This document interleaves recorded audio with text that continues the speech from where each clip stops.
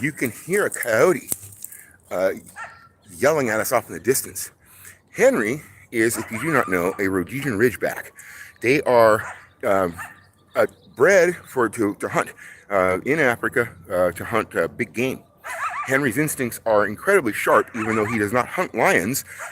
He tracks things, and he's very good at tracking. He's also very protective, as his breed is.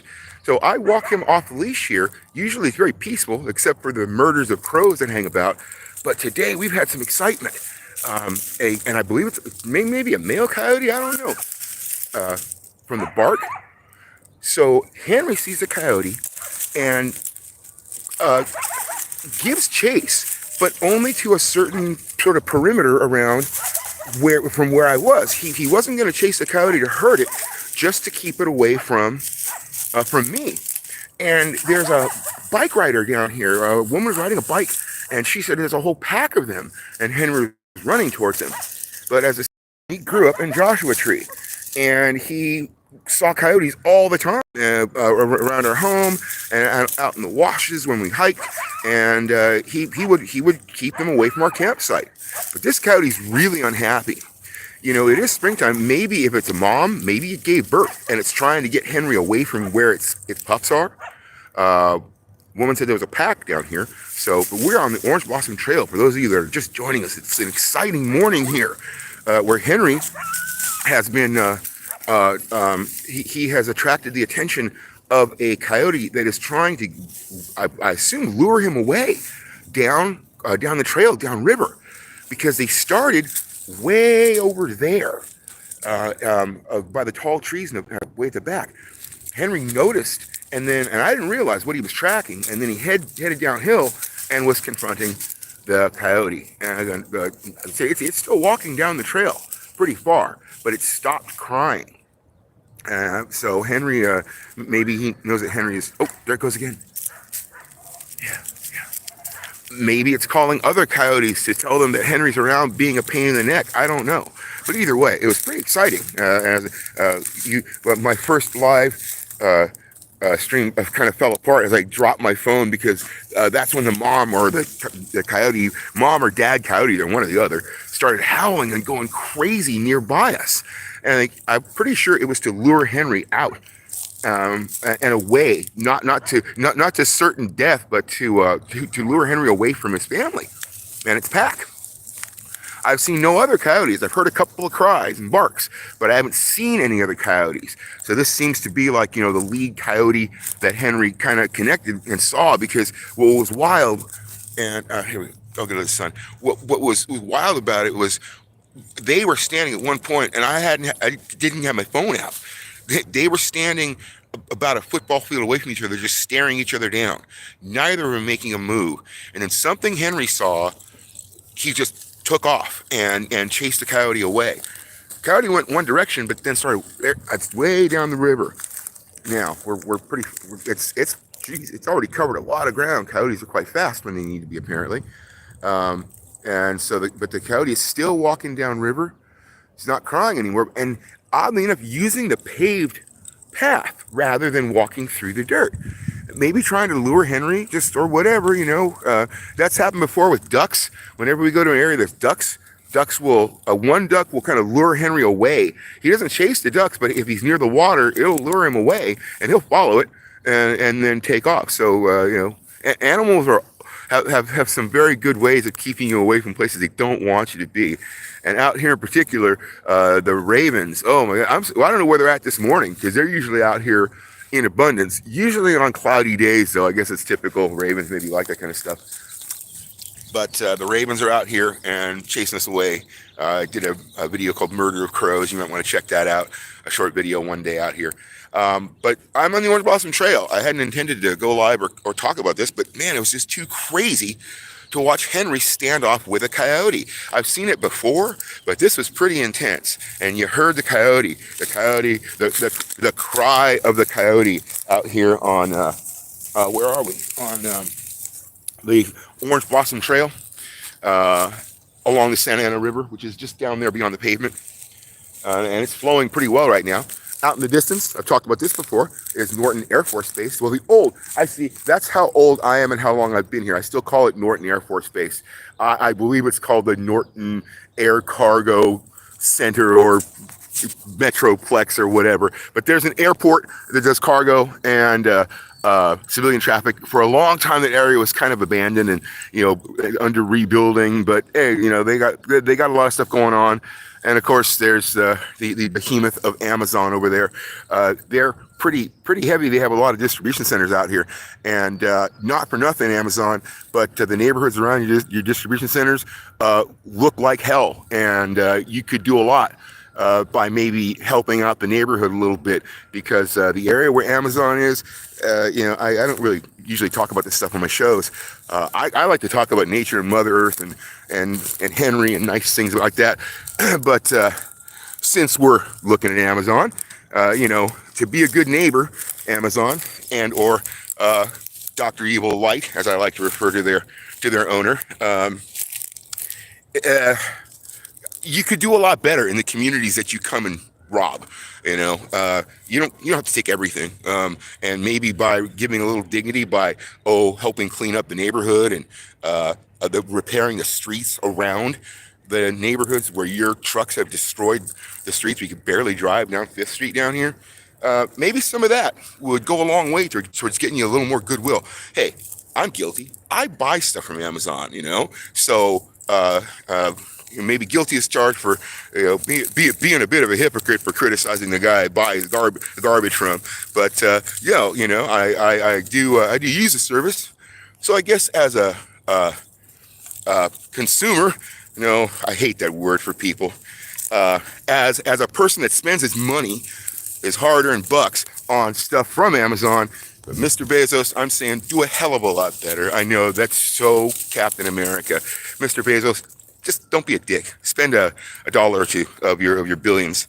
And I'm getting off my soapbox now. Here, I'm off. Boom, boom. I'm now off. Back to the views. I don't know, maybe I'm getting cranky lately about this kind of stuff. But it's San Diego Mountains. The Norton Air Base employed generations of people that I knew and I interviewed. People like Gilbert Ray, he's known as Birdie. He was an illustrator who worked for an agency called DARPA that was on the base. Rose Ramos, she ran parts on the base to the mechanics fixing the planes.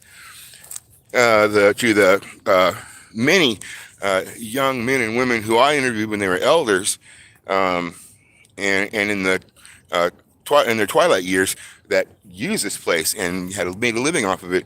A lot of appreciation to those folks who help keep our country free and our speech free and all those cool things free. But again, they say free. I guess free is a relative term, but at least they kept them safe. So, see, I'm on the soapbox again here. Watch, I'm going to step off the soapbox because the Orange Blossom Trail is pretty cool.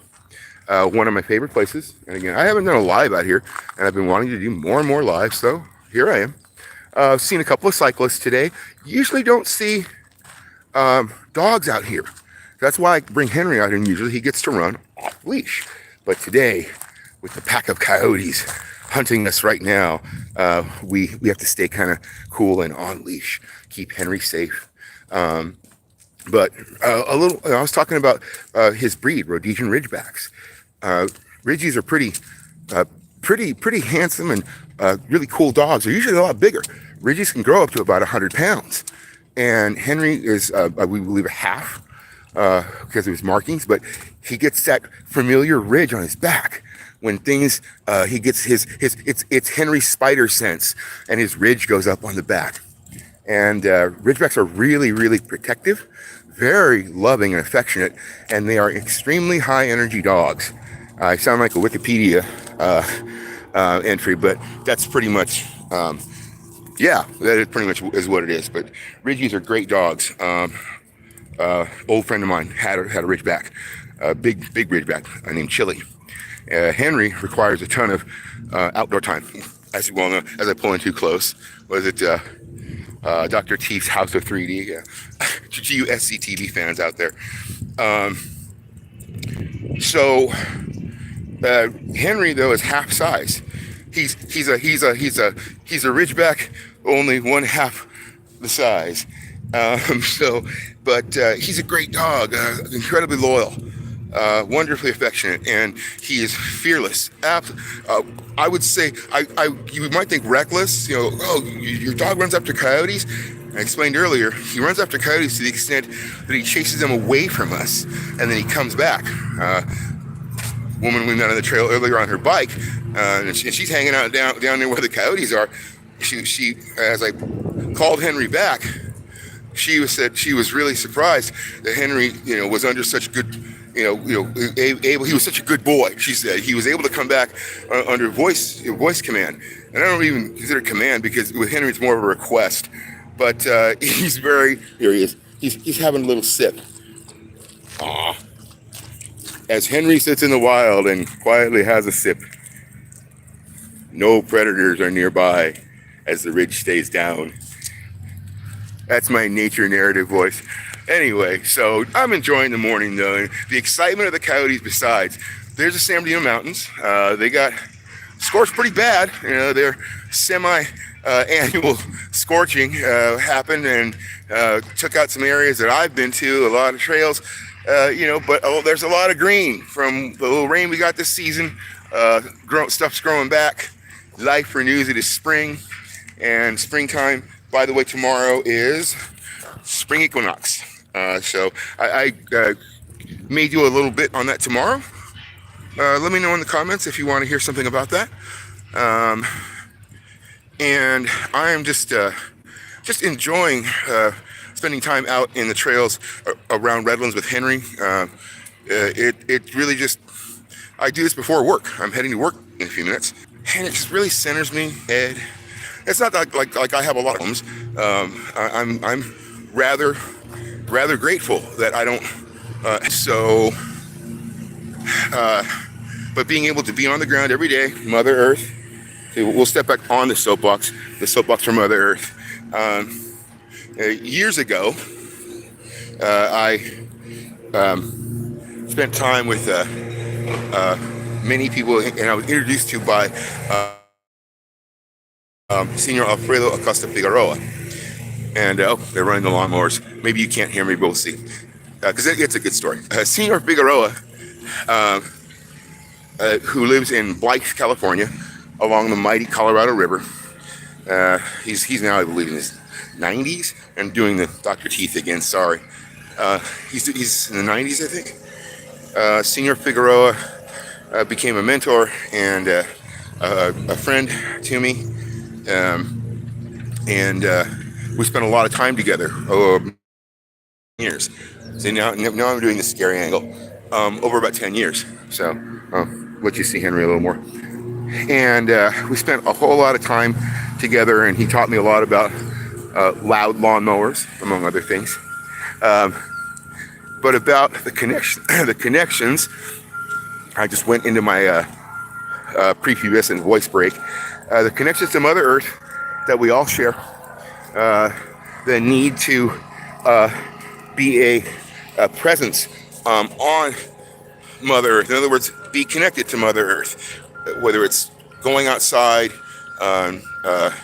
typically going outside and connecting physically to Mother Earth each and every day. It builds, it's good for you, the sun, to begin with. It's just a straight up scientific fact, science, that the sun is good for you. The Navajo and other tribes would take sun baths. In southwestern tribes, they go out rocks, nice sunny rocks, and they basically sunbathe. I mean, it's nothing. We sunbathe still.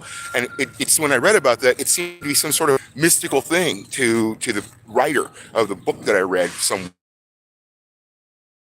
baffles me when people look at Native American traditions and activities as being like sort of a mystical cult. I mean, like of a certain, it's out.